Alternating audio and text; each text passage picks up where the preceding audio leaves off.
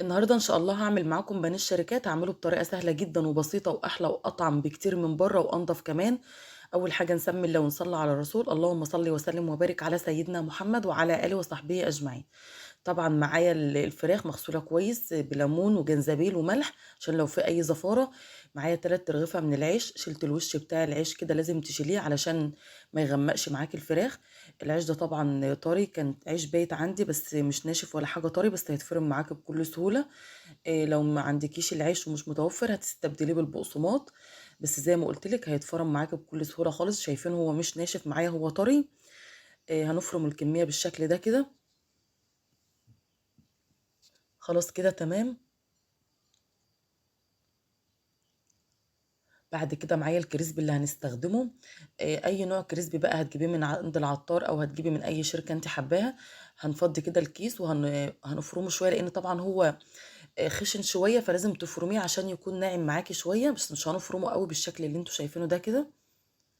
خلاص كده تمام.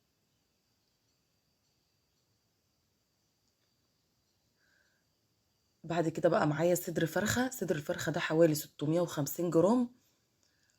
هنفرمه كده على مرتين. خدنا اول جزء كده.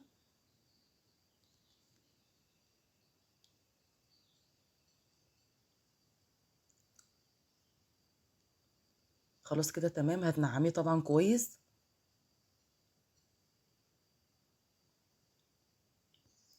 هنفرم بقيه الكميه.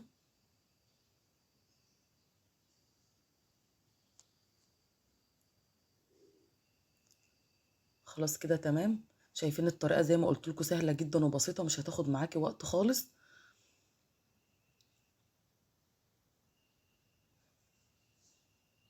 بعد كده خدت معلقه من الملح ومعلقه من الثوم البودر ومعلقه من البصل البودر ومعلقه صغيره من الجنزبيل. وهنا حطيت فلفل ابيض، ممكن لو مفيش فلفل ابيض تستخدميه فلفل اسمر، مفيش اي مشكله. بعد كده خدت معلقتين صغيرين كده من بهارات الفراخ. وهنا بقى خدت معلقه من اللبن البودر، هتفرق معاكي في الطعم قوي، بتخلي الطعم بتاع البانيه حلو كده، بتعزز لك الطعم. وهنا بقى نزلت بالعيش. طبعا لو ما عندكيش اللبن البودر ده ما تحطوهوش، مفيش اي مشكله. وخدت نص معلقه صغيره من البيكنج باودر ونزلت كده بالعيش، وهفضل اعجن فيه لحد ما العجينه تبقى بالشكل اللي انتوا شايفينه ده كده. ممكن طبعا تفرموها تاني في الكبه، مفيش اي مشكله. او حابه تعجنيها بايدك برضو مفيش اي مشكله. بعد كده معايا صينيه فحطيت فيها كيس من اكياس التلاجة، وجبت هنا شويه من الميه، بدات ابل بيهم ايدي كده واخد قطعه من الفراخ.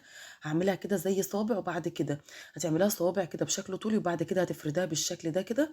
وهتسويها من تحت كده، تعملي اللي هو السمبوسك اللي نازل من تحت ده كده، زي البانيه اللي بنشتريه من بره بالظبط. شايفين بالشكل ده؟ شايفين سهله جدا جدا، مش هتاخد معاكي وقت.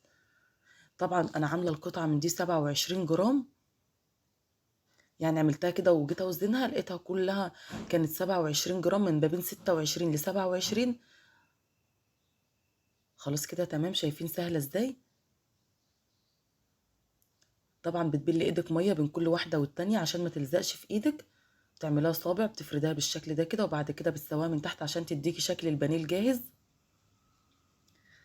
خلاص كده بقى في الوقت ده ممكن تشيلها في التلاجة نص ساعة. بعد كده خدت معلقتين من الدقيق، وهاخد عليهم معلقة من النشا وشوية من الفلفل الأبيض وشوية من الملح. ممكن تستخدمي الفلفل الأبيض بفلفل أسمر زي ما قلنا، مفيش مشكلة.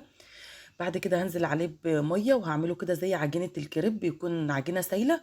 هنغلف فيها الفراخ، يعني هنحط فيها البانيه نغلفه بها، هتخلي التغليفة بتاعة طبقة الكريسبي تكون متغلفة معاكي كويس، مفيش فيها أي فراغات. ممكن تستبدلي الخلطة دي بمية أو بحليب. بس اللبن مع الدقيق مع النشا زي ما قلنا، لما بتيجي تحطها في الكريسبي هيغلفها معاكي كويس جدا.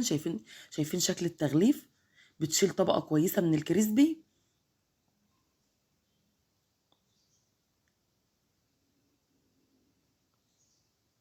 شايفين شكلها ما شاء الله عامل ازاي؟ لو عجبتك الوصفة ما تنسيش تعملي لايك وشير وسبسكرايب وتفعلي الجرس عشان يوصلك كل الفيديوهات الجديدة.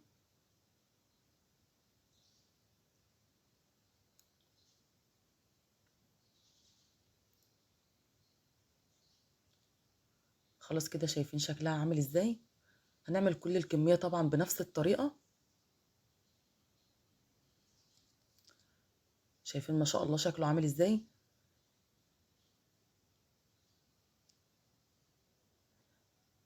جبت هنا بقى اطباق اللي هي الاطباق الفوم، فحطيت فيها كيس من اكياس التلاجة وبدات ارصها بالشكل ده. حطيت كل تحت 6 قطع، وبرضه هحط فوق كمان 6 قطع.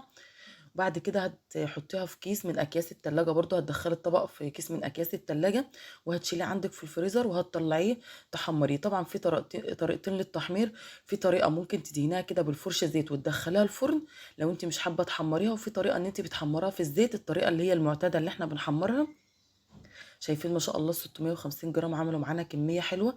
دي طبعا هتكفيكي فتره في سندوتشات المدارس وانت بتعملي لولادك سندوتشات للحضانه. يعني ما شاء الله جابت معانا كميه كويسه جدا. شايفين دي كانت وصفة النهاردة، ما شاء الله كانت سهلة جدا وبسيطة. ان شاء الله تجربوها وربنا يحسن ما بين ايديكم، ونشوفكم في وصفة جديدة على خير، ومع السلامة.